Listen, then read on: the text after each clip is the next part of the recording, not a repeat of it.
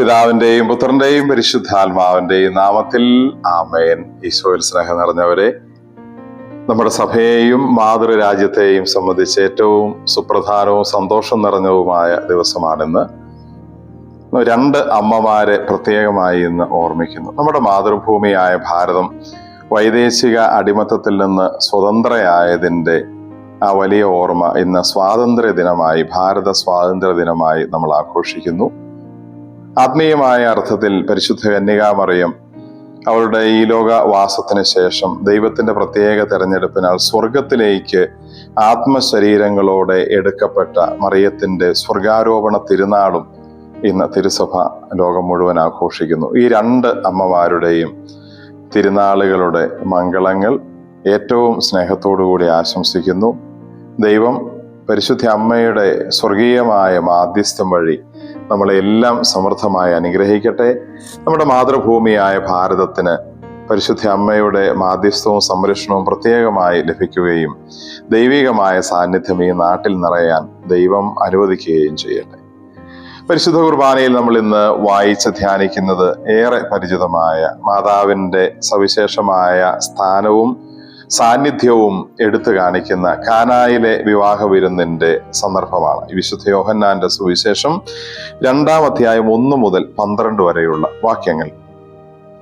വീഞ്ഞ് തീർന്നു പോയപ്പോൾ മാതാവിന്റെ ഇടപെടലിൽ ആ വീട്ടിലേക്ക് അതിസ്വാഭാവികമായ അസാധാരണമായ സവിശേഷതയുള്ള നല്ല വീഞ്ഞ് കടന്നു വരുന്നതും സന്തോഷം വീണ്ടും നിറയുന്നതുമായ ഏറെ നല്ല ഒരു രംഗമാണ് ആ തിരുവചന ഭാഗത്ത് നമ്മൾ കാണുന്നത്. സാധാരണ വീഞ്ഞും അതിൻ്റെ സന്തോഷവും തീർന്നു പോയപ്പോൾ ആ വീടിനും ലോകം മുഴുവനുമായി ഈശോ ദൈവം നേരിട്ട് നിർമ്മിച്ച മേൽത്തരം വീഞ്ഞ്, ഇതുവരെ ആരും അനുഭവിച്ചിട്ടില്ലാത്ത, ഇതുവരെ സൂക്ഷിച്ചു വച്ചിരുന്ന മേൽത്തരം വീഞ്ഞ്, ഈശോ അതിനെക്കുറിച്ചാണ് പറയുന്നത്. സത്യത്തിൽ അത് പരിശുദ്ധ അമ്മ തന്നെയാണ് എന്ന് നമ്മൾ ഇന്ന് തിരിച്ചറിയുന്നു. ആ മേൽത്തരം വീഞ്ഞിനെ, പരിശുദ്ധ അമ്മ എന്ന മേൽത്തരം വീഞ്ഞിനെ അനുഭവിച്ചവർക്ക്, അറിഞ്ഞവർക്ക്, രുചിച്ചവർക്ക് അസാധാരണമായ രുചിയും ലഹരിയും തിരിച്ചറിയാൻ പറ്റി. ഹൗവായിൽ തുടങ്ങി വന്ന മാതൃത്വത്തിന്റെ, സ്ത്രീത്വത്തിന്റെ സാധാരണ വീഞ്ഞ് വിട്ട് അതിനെ തീർത്ത് ഇനി മുതൽ ലോകത്തിലുള്ളത് ഈ അസാധാരണ സവിശേഷതയുള്ള അതിസ്വാഭാവിക ലഹരിയുള്ള മേൽത്തരം വീഞ്ഞാണ്. ആ വീഞ്ഞ് പരിശുദ്ധ മറിയമാണ്, ദൈവ മാതാവാണ്. തിരുവചനത്തിൽ നിന്ന് നമ്മൾ കാണുന്നത് പോലെ ഇത് മനുഷ്യരുണ്ടാക്കിയ വീഞ്ഞല്ല. മനുഷ്യരുണ്ടാക്കിയ വീഞ്ഞ് തീർന്നുപോയി.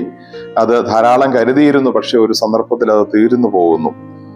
ഈ വീഞ്ഞ് ദൈവത്തിന്റെ നേരിട്ടുള്ള ഇടപെടലിൽ ഉണ്ടായതാണ്. ഈശോ നേരിട്ട് അതിലിടപെടുകയും വെള്ളം കോരി വയ്ക്കാൻ പറഞ്ഞ് അങ്ങനെ വെള്ളം കോരി വെച്ചതിനെ ഈശോ ആശീർവദിച്ച് വീഞ്ഞാക്കി മാറ്റുകയും ചെയ്തതാണ്. മനുഷ്യകുലത്തിൽ ദൈവത്തിന്റെ പ്രത്യേക തീരുമാനത്തിൽ, പ്രത്യേക ഇടപെടലിൽ ഉണ്ടായ മേൽത്തരം വീഞ്ഞാണ് പരിശുദ്ധ മറിയം.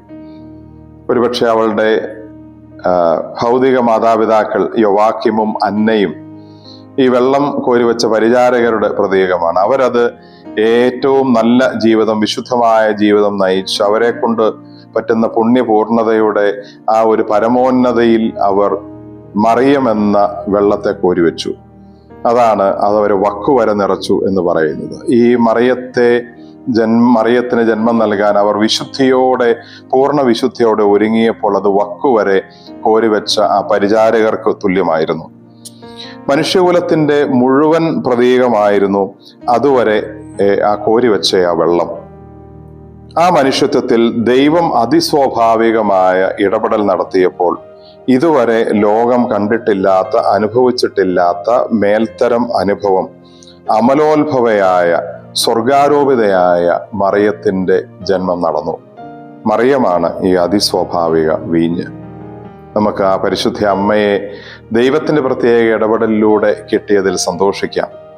ഈശോയുടെ അമ്മ തന്നെ നമ്മുടെയും അമ്മയായിരിക്കുന്നതിൽ നമുക്ക് ദൈവത്തിന് നന്ദി പറയുകയും ചെയ്യാം.